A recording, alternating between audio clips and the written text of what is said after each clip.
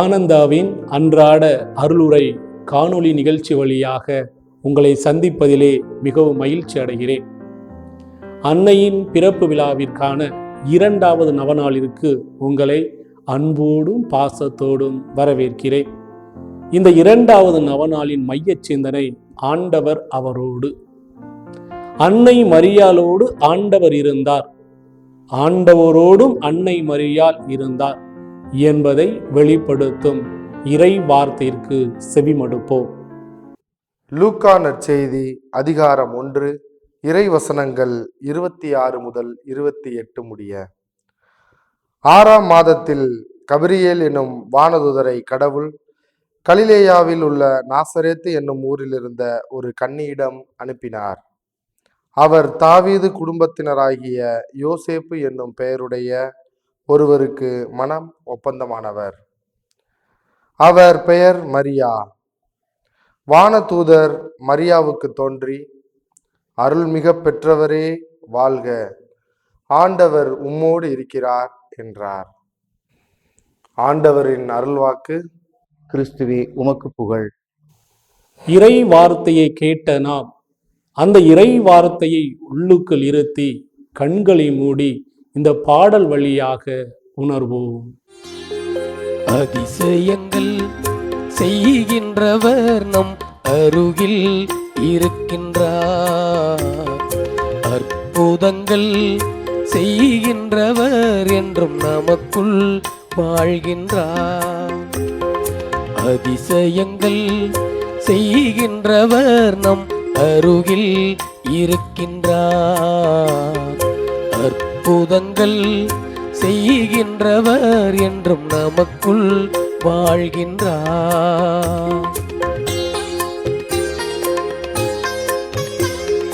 தண்ணீரை இரத்தமாய் மாற்றினார் அதிசயம், தண்ணீரை இரத்தமாய் மாற்றினார் அதிசயம்.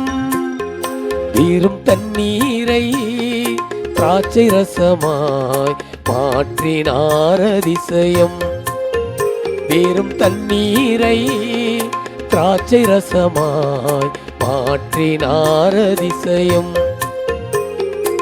அதிசயங்கள் செய்கின்றவர் நம் அருகில் இருக்கின்றார், அற்புதங்கள் செய்கின்றவர் என்றும் நமக்குள் வாழ்கின்றார்.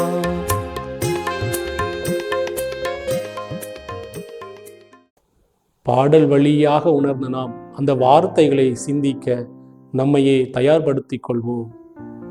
இறை இயேசுவில் பிரியமானவர்களே, அன்னையின் 2வது நவநாளிற்கு கொடுக்கப்பட்டிருக்கின்ற மைய சிந்தனை ஆண்டவர் அவரோடு. அதாவது அன்னை மரியாளோடு ஆண்டவர் இருந்தார், அதே போன்று அன்னை மரியாளும் ஆண்டவரோடு இருந்தார். அதே போலத்தான் நாமும் நம்முடைய வாழ்க்கையில் ஆண்டவரோடு இருக்க வேண்டும் என்பதைத்தான் இன்றைய நாளின் மைய சிந்தனை வழியாக அன்னை மரியாளின் வழியாக இறைவன் நமக்கு விடுக்கின்ற அழைப்பு. ஆண்டவர் அன்னை மரியாளோடு இருந்தார், அதே போன்று மரியாளும் ஆண்டவரோடு இருந்தார் என்பது நமக்கு எல்லாருக்குமே தெரியும்.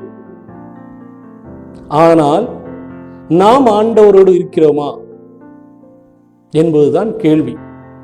ஆண்டவர் சொன்ன வார்த்தை இதுதான், இதோ உலகம் முடிவு வரை என்னாலும் உங்களோடு இருக்கிறேன் என்று இறைவன் நமக்கு வாக்கு கொடுத்திருக்கிறார். ஆக இறைவன் வாக்கு மாறாதவர், நம்மோடு இறைவன் இருக்கிறார்.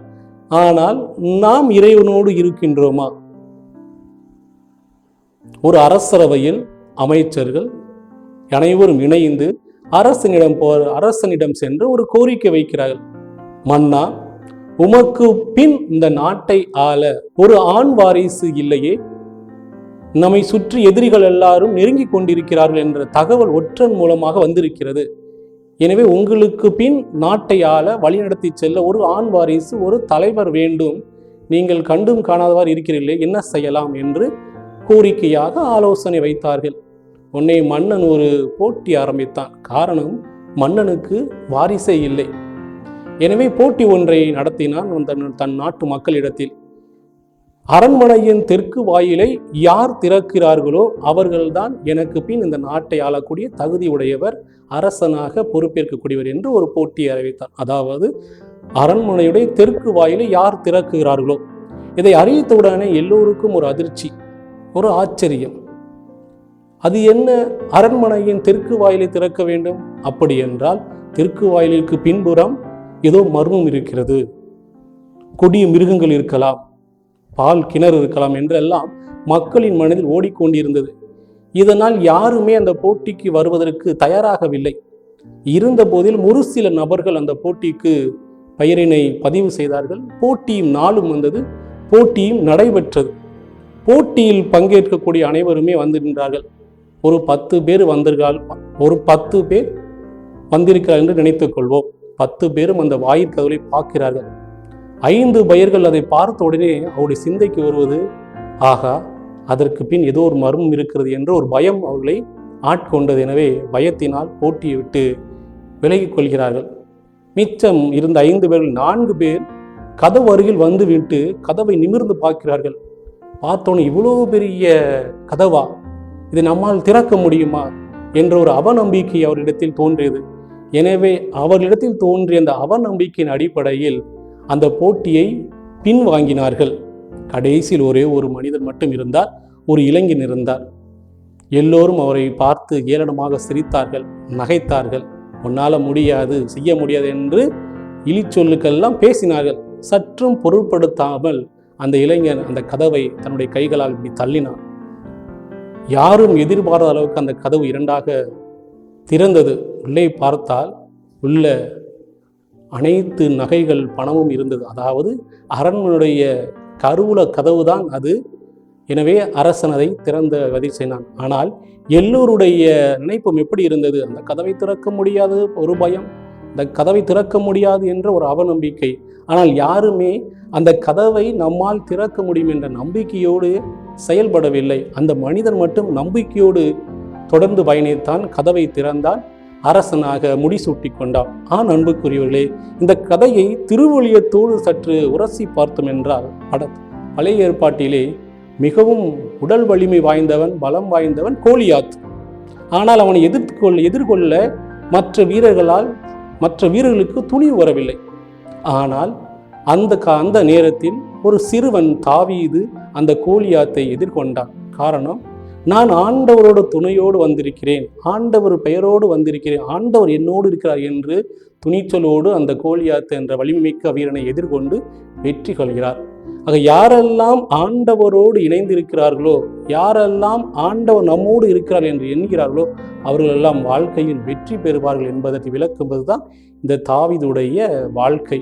அதே போன்றுதான் அன்னை மரியாள் நமக்கு எடுத்துக்காட்டாக இருக்கிறார். இன்றைய நாளில் ஆண்டவர் அவரோடு இருந்தார், அவரும் ஆண்டவரோடு இருந்தார். இதைத்தான் இன்றைய நாளில் வாசிக்கும் நற்செய்தி நமக்கு வெளிப்படுத்துகிறது. வானதூதர் சொன்ன வார்த்தை, அருள்மிக பெற்ற மரியே வாழ்க, ஆண்டவர் உம்மோடு.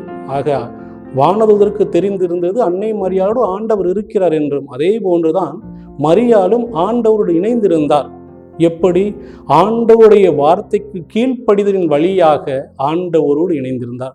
ஆக யாரெல்லாம் இறைவனுக்கும் இறைவனுடைய வார்த்தைக்கும் கீழ்ப்படுகிறார்களோ அவர்கள் அனைவருமே ஆண்டவரோடு இணைந்திருக்கிறார்கள் என்பது அர்த்தம். அன்னை மரியாள் இறைவனுடைய வார்த்தைக்கு கீழ்ப்படிந்து நடந்தார். எனவே ஆண்டவர் அவரோடு இருந்தார், அவரிடத்திலும் ஆண்டவர் இருந்தார். நம்முடைய வாழ்க்கை சற்று அலசி ஆராய்ந்து பார்ப்போம். நான் ஆண்டவருக்கு கீழ்ப்படிந்து நடக்கின்றனா?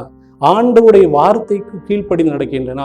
அப்படி நடந்தேன் என்றால் நம்மிடத்திலும் ஆண்டவர் குடிகொள்வார், ஆண்டவர் நம்மோடும் இருப்பார், நாமும் ஆண்டவரோடு இருக்க முடியும், ஆண்டவர் அருகில் செல்ல முடியும். எனவே நம்முடைய வாழ்க்கையில் இறைவனுக்கும் இறைவனால் படைக்கப்பட்ட சக மனிதருக்கும் கீழ்ப்படிந்து நடந்தோம் என்றால் ஆண்டவரோடு நம்மால் இருக்க முடியும். எனவே கீழ்ப்படிந்து வாழ்வோம், ஆண்டவரோடு இணைந்து வாழ்வோம். அதற்கான ஆற்றலை இந்த நற்கருணை ஆண்டவரிடத்தில் பெற்று மன்றாடுவோம்.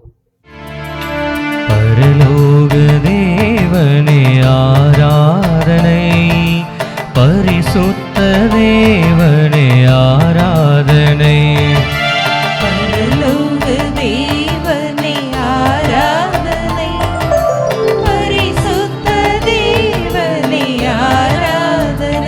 ஹalleluya ஹalleluya ஹalleluya.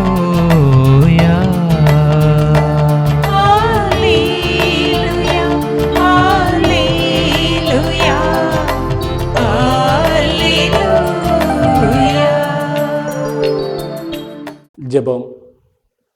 அன்பே உருவான இறைவா, அன்னை மரியாள் ஆண்டவரோடு இணைந்திருந்தார்.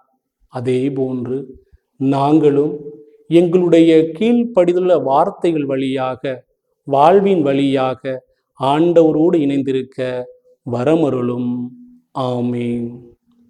எல்லாம் உள்ள இறைவன், தந்தை, மகன், தூய ஆவியார் உங்களை ஆசீர்வதிப்பாராக. மரியே வாழ்க. இயேசுவுக்கு புகழ். இயேசுவுக்கு நன்றி.